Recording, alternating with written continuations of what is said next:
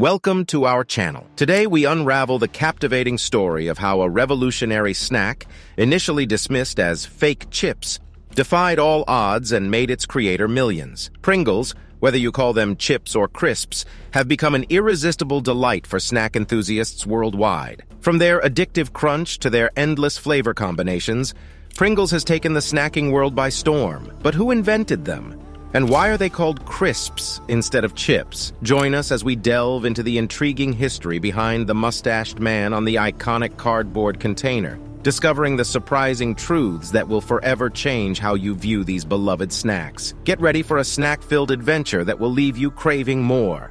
Let's jump in. Pringles, a beloved snack enjoyed by many, has a rich history intertwined with the entrepreneurial journeys of William Procter and James Gamble. Let's travel back to 1837, when these two remarkable men established their own businesses in Cincinnati, Ohio. William, an English candle maker, and James, an Irish soap maker, found themselves in the same city by chance. They both emigrated to the United States, each with their own unique story. James's family planned to settle in Illinois, but due to his illness, they made Cincinnati their home. Meanwhile, William's trip to Cincinnati was initially temporary, but circumstances led him to stay and build a life there. The fascinating parallels between William and James continue as they both married sisters, Olivia and Elizabeth Norris. The men discovered that their soap and candle businesses were competing for the same raw materials. Recognizing the potential benefits of joining forces, they heeded the advice of their father-in-law and formed a partnership. In 1837,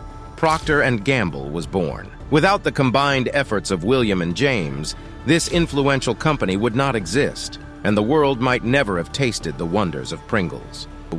Now let's shift our focus to the year 1956, when Pringles entered the scene. Potato chips were already a popular snack, but they had their shortcomings. People grew frustrated with their tendency to go stale quickly, become greasy, break into pieces in the bag, and most notably, leave consumers feeling like they were buying more air than chips. Procter & Gamble saw an opportunity to address these grievances head-on. To tackle the fragile nature of traditional chips, they enlisted the expertise of food technician Frederick J. Bauer.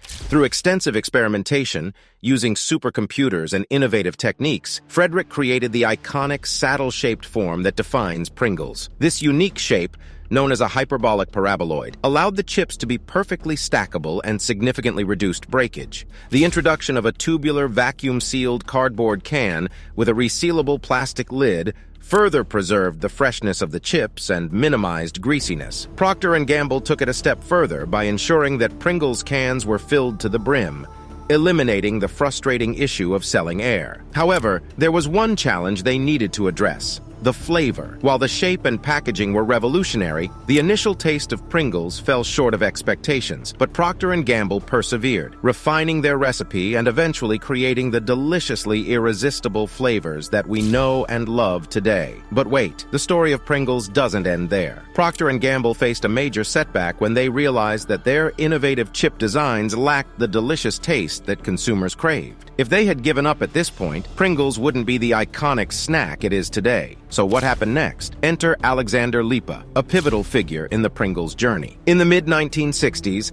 Lipa worked as a researcher for P&G. When he was assigned to take over from Fred and improve the flavor of the chips, he embarked on a series of experiments.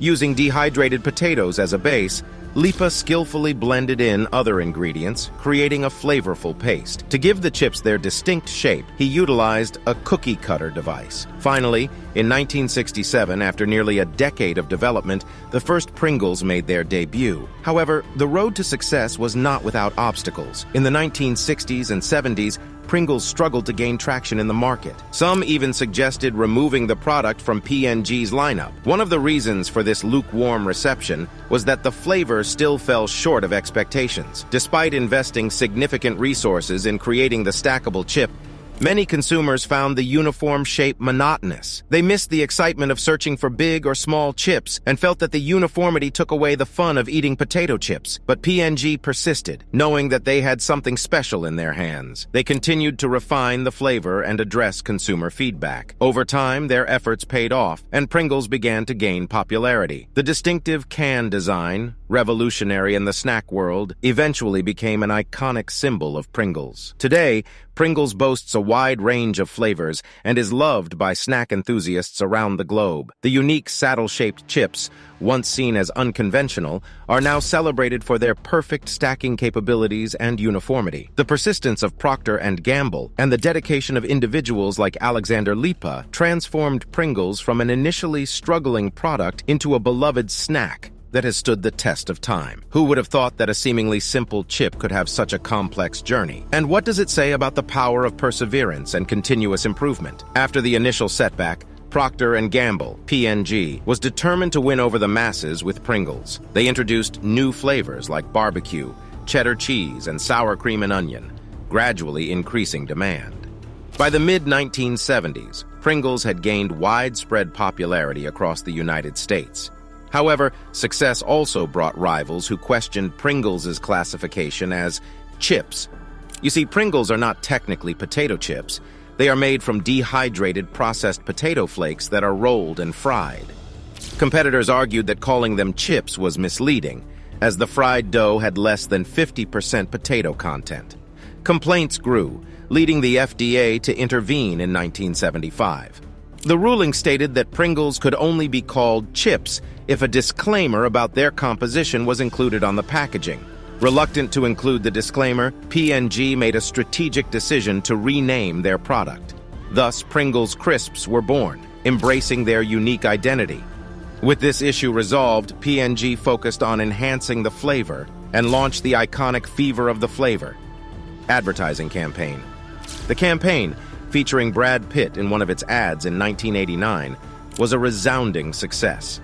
As Pringles' popularity soared, it became P&G's flagship brand, generating over $1 billion in revenue by the late 1990s. The brand expanded to new international markets and introduced unconventional flavors like seaweed, prawn cocktail, and even blueberry and hazelnut. By 2011, Pringles were available in over 140 countries, solidifying their position as one of the world's most beloved snack brands.